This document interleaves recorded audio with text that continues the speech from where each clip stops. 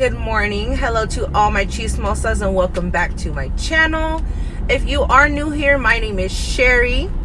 If you like this video, make sure to give it a big thumbs up, subscribe, and ring that bell so you can get notified every time your girl posts a new video.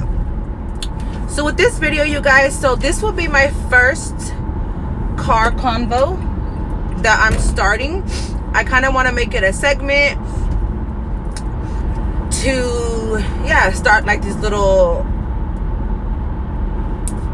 conversations in my car. They can be a topic that my viewers, such as you guys, send in, or something that I feel like I want to speak on or talk about, or maybe something that's trending. So in today's convo, I am going to do, now I know in all cities, you know, this conversation can very much be debatable. A lot of people might have different opinions on it. So I'm just going to share with you mine, from my not personal experience, but from just things and experiences I've seen with, you know, family, friends, and just people and issues and circumstances in my hometown and all over the world. So you hear it on the news, you see it in your life, your neighbors, your cousin, your friend. It happens more times than often, unfortunately, where parents lose their children. Now, unfortunately, it sucks, you know, losing your child is unfortunate, especially when you're a mother or a father losing your child, just because you shouldn't have to bury your child. And usually, you know, we go before our children, and it's just something that no one wants to experience. And I feel like in certain, and I'm not speaking on, okay, like your child has an illness that is uncurable, or, you know, freak accidents. I'm talking about, you know, a child getting shot in a drive-by shooting, or they're walking to the liquor store, they get shot, they get gunned down, they're in a road rage, because of some reason, you know, they did somebody wrong, or they got into a confrontation, and now you're burying your child. And the whole situation is devastating. It's heartbreaking. No matter which way you put it, it's a horrible story. You know, it's something that no one wants to hear about, no one wants to, you know, go through. And then there's, you know, it's kind of a thin line of kind of like a practice what you preach, or, you know, you can't raise children or put children in certain environments and surroundings and expect them to do the opposite. Now, in the news, and I know a lot of my some of my local incidents that happened where young kids were gunned down and killed in whatever situation they have, you know, a lot of the families are like, oh my God, you know, I don't know, you know, why my child, why this, why that? Well, you know, parents don't look at it that way. And even after the fact, it's like, okay, and I go on these profiles of these parents and of these kids who passed, and you look into their back history, and you're in pictures with them throwing up gang signs, and they're 13 years old with a bottle of Henny in their hands, and red rags, blue rags. They, like, you know, you teach your kids these things. And a lot of families, a lot of parents, it's in their genes, it's inherited. You know, this kind of lifestyle, this kind of way of living is inherited, and without knowing, it's brought up on their child and everything, you know. So this is what your child knows, and, you know, it's dangerous. And, you know, it sucks, but that's the outcome. You know, you don't teach your kids, you know, you don't live a lifestyle where you're drinking and partying and smoking and throwing up gang signs with your kids, and then you find out they got gunned down by gang members, and you're asking yourself why. You know, you weren't a parent, you were a friend, you know, like. And I know this is probably going to push buttons for certain people. This is probably going to make some people upset, but this is my opinion on it. I mean, you can't, come on now, you can't raise someone to freaking live by the code and all this hood shit and expect them to go down a different route. Like, you know, like my son, he don't even know what a gang, he don't know what gang means. He wouldn't know if what wearing a red rag is, wearing a blue rag is. None of that shit, you know. And why? It's because I don't put him around those situations. I don't let him hang out with those type of people. You know, the family that I have know better. The family that I have doesn't teach my son that stuff. They never will. It's just common sense, and I know a lot of people don't have it. But, you know, I was just thinking, you know, of this topic because in my hometown there were two brothers, like 13 and 14, I want to say, and years passed and they finally convicted their killers. There was two brothers who were walking to a liquor store and they got gunned down, shot and killed. Two little boys, two kids. And, you know, a lot of people say why, you know, but why did this happen? And I do research and I find out that those were the type of, you know, that's the life they lived, and that's the life they were taught, and that's all they knew, and it killed them. It got them killed, you know. And the smallest things contribute, like, you know, let me get a drink of water. The smallest things contribute to it that no one would even think. Like, for instance, like for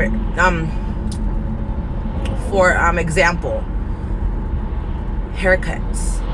Okay, like you'll see 3-year-olds, 4-year-olds, 8-year-olds, and they'll have Mongols, like Mongolians, you know, they'll have tails in the back of their head. And us adults, you know, if you're not educated and if you're not familiar, then you're not going to know. But us who know that type of lifestyle and know what those things means, those haircuts mean things, you know. That type of it's a label, it's you know. And for someone so young to have something like that and being dressed a certain way, they don't think about it, but it's preparing them, and it's teaching them, and it's luring to a certain lifestyle and a certain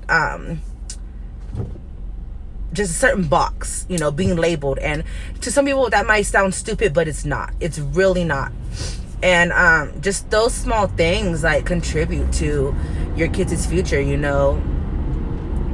And just like, I know back in the day, yeah, we used to, it would be okay for us to walk to the liquor store to because it wasn't as bad as it is back then. Like these days, people are shooting their own people. Like, it's not even really gangs against gangs. Like, when was the last time you've heard of gang rivalry? Like, it's non-existent. Now it's, you know, people shooting their own kind of people, you know, killing their own people, and it's fucking crazy, you know. So it just, parents, you guys really need to take some more time to get to know your kids, to teach your kids things that you don't know. Let them go down a path that you didn't go down. I mean, this world is only evolving every freaking day, every year, you know, something's changing. And let your kids learn some new shit, man. Let them be who they want to be. Like, it's fucking crazy, man.